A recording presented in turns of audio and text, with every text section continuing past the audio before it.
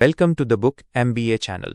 Today we're embarking on an epic journey into the mind and life of a man whose name is synonymous with innovation, design, and revolution, Steve Jobs. Based on Walter Isaacson's meticulously researched biography, this isn't just a story about technology, it's a saga of passion, perfectionism, betrayal, triumph, and the relentless pursuit of transforming the world. So fasten your seatbelts, because we're about to explore the complex brilliance of the man who put a dent in the universe. The Genesis.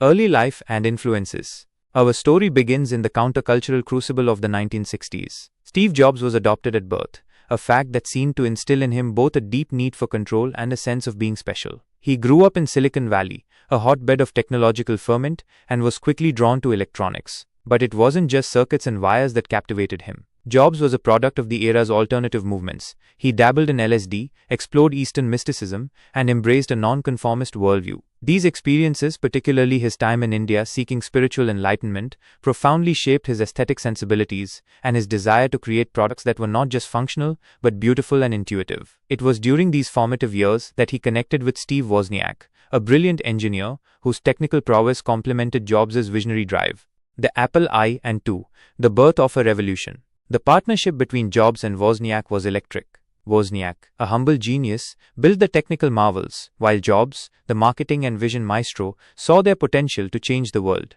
They started in a garage, a quintessential Silicon Valley origin story. The Apple I, clunky but revolutionary, was followed by the Apple II, which truly put Apple on the map. Jobs obsessed over every detail, from the circuit board layout to the packaging. He understood that technology needed to be accessible and beautiful, not just functional. This early success was fueled by Jobs' charisma and his ability to attract talent, though his demanding and often abrasive personality was already evident. The Macintosh, Jobs' baby and the pursuit of perfection.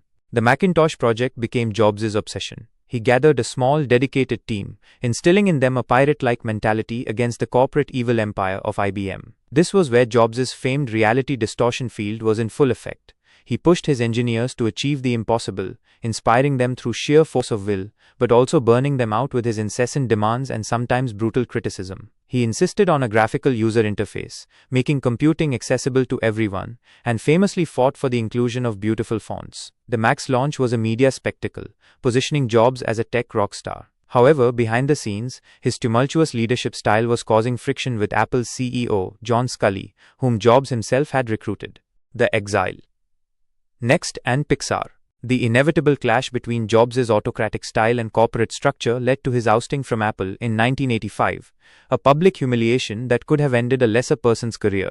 But for Jobs, it was a crucible. He channeled his boundless energy into two new ventures. Next, a computer company aimed at higher education, and Pixar, a fledgling computer graphics company he bought from George Lucas. Next, while technologically advanced, never achieved commercial success on the scale of Apple, largely due to its high price and Jobs' perfectionism over features rather than market needs. However, Next's operating system would later become the foundation for Apple's resurgence. Pixar, on the other hand, was Jobs' unexpected triumph. He saw the potential in computer animation and, despite initial financial struggles, backed the artistic vision of John Lasseter. Jobs was a demanding but ultimately supportive leader at Pixar, allowing the creative talent to flourish. The success of Toy Story cemented Pixar as a powerhouse and made Jobs a billionaire from its IPO, a dramatic turn of fortune after his Apple exile.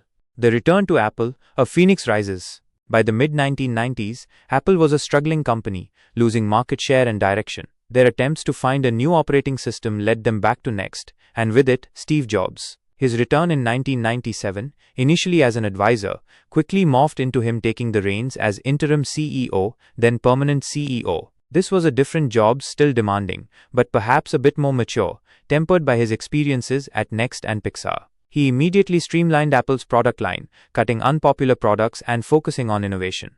The iRevolution, iPod, iTunes, iPhone, iPad. Jobs' second act at Apple was nothing short of miraculous. He launched a series of products that didn't just improve existing categories, but redefined them entirely. The iMac, a colorful, internet-ready computer that brought design back to the forefront. The iPod and iTunes. Jobs saw that the future of music was digital, and he didn't just create a device, he built an ecosystem. The iPod, with its intuitive interface and iconic design, revolutionized how we consume music. iTunes, despite record labels' initial resistance, became the dominant platform for digital music sales. Jobs' ability to strong-arm industries and foresee consumer needs was unparalleled. The iPhone. This was Jobs' crowning achievement. He recognized that mobile phones were clunky and unsatisfying. He challenged his team to create a device that combined a phone, an iPod, and an internet communicator, all controlled by touch. The iPhone wasn't just a product. It was a cultural phenomenon that ushered in the smartphone era and forever changed human interaction. The iPad. While some initially dismissed it as a big iPhone, the iPad created an entirely new category of computing, perfect for media consumption and light productivity. Throughout these innovations, Jobs' obsession with user experience, minimalist design, and end-to-end control of hardware and software was unwavering. He was a master showman, turning product launches into theatrical events that built immense anticipation and hype. The complex man.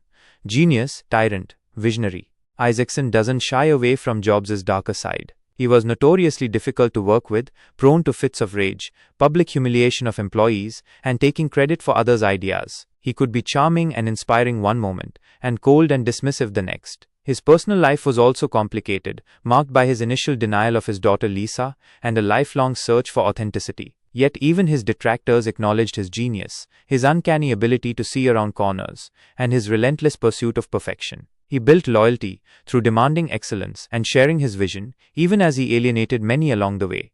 The battle with cancer and the legacy.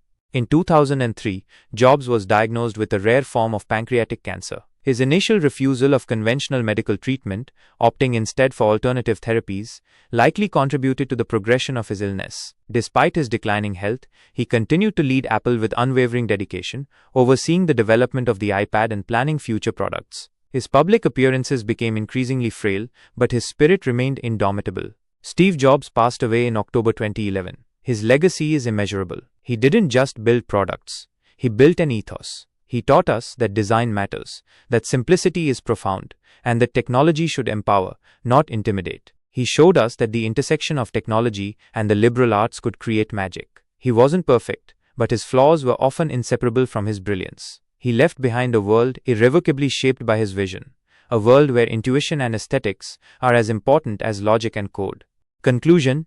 Walter Isaacson's Steve Jobs is more than a biography. It's a deep dive into the essence of creativity, leadership, and human ambition. It's a story about challenging the status quo, about pushing boundaries, and about the sheer force of will required to bring revolutionary ideas to life. Steve Jobs lived a life of extraordinary highs and lows, but through it all, his laser focus on making a difference, on putting a dent in the universe, never wavered. He reminds us that the greatest innovations often come from those who dare to think differently, who are hungry, and who are foolish enough to believe they can change the world. Thank you for joining us on this exploration of an extraordinary life. Be sure to like this video, subscribe to the Book MBA channel for more profound insights, and let us know in the comments which iconic figure or groundbreaking book you'd like us to cover next. Until then, stay hungry, stay foolish, and keep making your own dent in the universe.